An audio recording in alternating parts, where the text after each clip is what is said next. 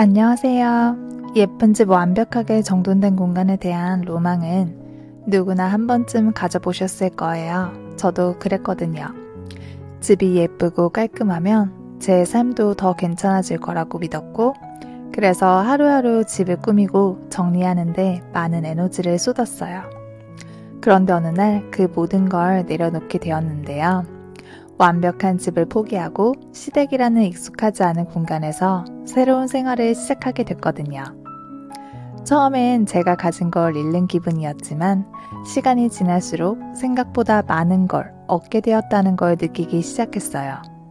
그래서 오늘은 제가 완벽한 집을 내려놓고 나서야 비로소 깨닫게 된 7가지 변화를 함께 나눠보려고 해요. 첫 번째, 기준을 내려놓으니 마음의 여유가 생겼어요. 예전엔 하루 종일 머릿속에 치워야지, 정리해야지 라는 생각이 가득했거든요. 벽지에 얼룩이 묻거나 바닥에 뭐라도 떨어져 있으면 마음이 급해지고 조급해졌어요. 내가 만든 완벽해야 한다는 기준을 지키려다 보니까 결국 그 기준에 제가 점점 지쳐가고 있었던 거예요. 그런데 시댁으로 이사한 후엔 오히려 제 마음대로 할 수 있는 것들이 점점 줄어들게 되었고, 이런 부분들이 처음엔 불편했지만 점점 그게 생각보다 자유롭게 느껴졌어요. 어차피 제 마음대로 될 수 있는 부분들이 한정되어 있으니까 오히려 마음이 여유를 주더라고요. 그 덕분에 운동을 하거나 일기를 쓰거나 아니면 책을 읽는 등 점점 저를 돌보는 시간에 에너지를 많이 쓸 수 있게 되었어요. 두 번째는 집이 꾸미는 대상에서 함께 사는 공간의 대상이 되었어요. 주말 부부 시절 혼자 살 때는 집을 꾸미는 일이 저에게는 중요한 위안이었거든요. 소품을 고르고 분위기를 바꾸고 내가 좋아하는 스타일을 채워놓는 일에 애정을 조금씩 쏟았는데요. 그런데 지금은 집이 쉼터이자 가족과 소통하는 공간으로 점점 바뀌었어요. 어떤 걸 사야 더 예쁠까? 어떤 구조가 더 예쁠까 하는 생각은 자연스럽게 줄어들었고, 대신 이 공간에서 어떤 대화를 나누고 어떻게 함께 지내는지가 더욱더 중요해지더라고요. 집이라는 단어에 실리는 의미가 저한테는 조금 달라진 것 같아요. 세 번째는 덜 꾸며도 괜찮다는 감각이 생겼어요. 예전엔 물건 하나를 살 때도 집 분위기에 어울리는지 톤 앤 매너가 맞는지를 고민했거든요. 그런데 요즘은 그 기준이 조금씩 흐려지고 있더라고요. 꼭 예뻐야 할 필요는 없다는 생각, 그리고 지금 있는 그대로도 충분하다는 생각이 점점 생겼어요. 있는 그대로의 공간을 인정하고 그 안에서 편안함을 찾게 되면서 에너지를 꾸미는 것이 아니라 삶에 쓸 수 있게 되었어요. 공간보다는 그 안에 있는 나와 우리 가족이 훨씬 중요하다는 걸 몸으로 느끼고 있어요. 네 번째는 루틴이 삶을 지탱해주는 방식이 되었어요. 예전엔 뭔가 새롭고 멋진 걸 들여놓는 게 그게 제 삶을 바꿔줄 거라고 믿었거든요. 그런데 지금은 매일 같은 시간에 일어나서 스트레칭하고 간단하게 아침을 먹고 조용히 하루를 시작하는 그런 루틴이 저를 더 안정시켜주는 것 같아요. 소비로 채우는 것보다는 반복되는 습관이 훨씬 강하다는 걸 깨달았어요. 그리고 이 루틴이야말로 지금 제 삶을 지탱해주는 진짜 방식이라는 것도요. 다섯 번째는 내 공간이 아니어도 나를 유지할 수 있게 되었어요. 예전엔 내 방, 내 물건, 그리고 내 방식이 꼭 필요했거든요.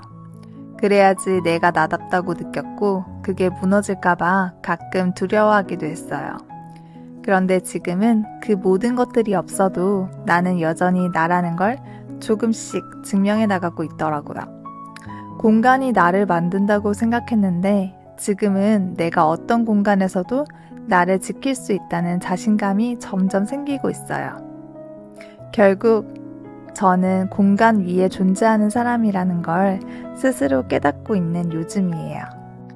여섯 번째는 완벽을 포기하고 나서야 진짜다운 삶이 시작됐어요. 처음에는 물론 저도 불편했는데 지금 돌이켜보면 제가 내려놓은 건 완벽이 아니라 저를 억누르던 어떠한 틀이었던 것 같아요. 공간을 포기한 줄 알았는데 실은 그 자리에 진짜 저다움과 여유, 관계, 그리고 루틴이 들어왔어요. 완벽하지 않아도 괜찮다고 느낄 수 있게 된 지금, 저는 조금씩 더 단단해졌고 조금 더 여유로워지게 된 것 같아요.